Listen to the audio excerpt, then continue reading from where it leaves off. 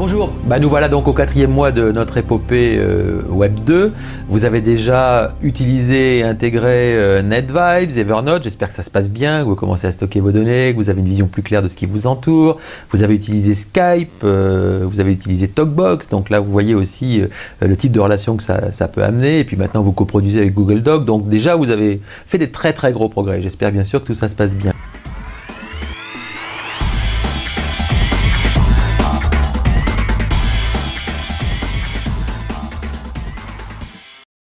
On va voir aujourd'hui comment diffuser votre parole, parce que forcément vous avez des choses intelligentes et intéressantes à diffuser et vous ne savez pas comment le faire. Alors bien sûr, dans le temps on faisait un site quand on avait quelque chose à dire, mais ce n'est pas la méthode la plus efficace pour diffuser sa parole. Aujourd'hui, pour diffuser sa parole, une parole professionnelle, une parole associative, pour pouvoir faire passer des idées, pour pouvoir faire comprendre un certain nombre de choses et surtout pour pouvoir être interactif avec votre public, la meilleure solution c'est le blog. Le blog n'est pas quelque chose qui est réservé aux jeunes filles qui veulent parler de leurs difficultés d'adolescence.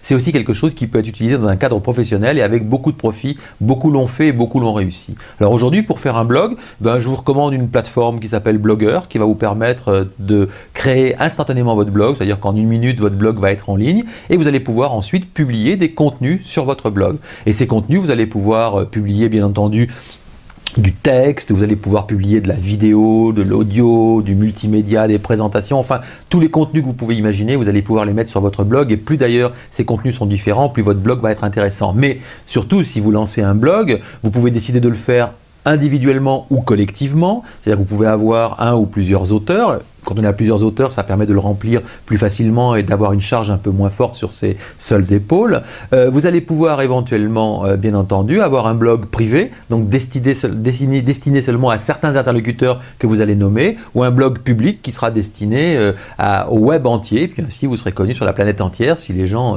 par hasard, tombent sur votre blog à la suite d'une recherche ou autre chose. L'intérêt d'un blog, bien entendu, c'est que c'est un journal, donc c'est quelque chose qui doit vivre jour après jour, semaine après semaine. Donc ce n'est pas quelque chose qu'on doit faire, on s'y investit pendant un mois et puis après on s'en occupe plus. Non, un blog, c'est une pensée qui évolue, c'est une pensée qui se confronte à votre public, lequel public peut réagir en faisant des commentaires.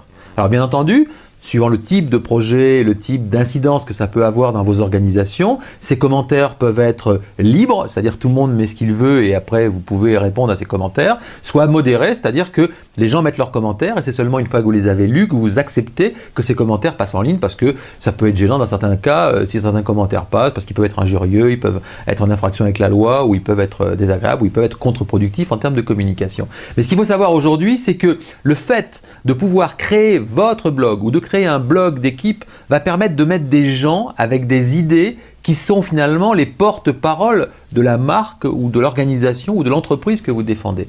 Et c'est ce que les gens apprécient, c'est qui sont les gens qui sont derrière, qu'est-ce qu'ils ont à dire, qu'est-ce qu'ils pensent eux réellement, à qui je peux m'adresser, à qui je peux parler. Moi je ne parle pas à une marque, je parle à des personnes. Et ces personnes-là, j'aimerais bien voir leur tête, leur nom, etc. Et ça rapproche, ça réchauffe là aussi la relation entre l'intérieur et l'extérieur, entre les gens qui ne se connaissent pas forcément et qui ainsi peuvent entamer un dialogue d'un nouveau type que le blog permet de faire de manière assez efficace. Il y a plein d'autres façons, bien sûr, de créer des dialogues avec son environnement. Le blog est la première pierre, en tout cas, qu'il serait important de lancer dans votre environnement, sachant que si on se posait par le passé le problème de créer un site dans une organisation, on peut aujourd'hui se poser la question de créer des blogs dans son organisation, parce que les blogs correspondent éventuellement à différentes équipes, à différents services, à différents sujets, à différentes cibles, et donc on peut créer un blog par problématique, et c'est ce qui va donner toute la richesse et toute la réputation de l'entité dans laquelle vous exercez actuellement.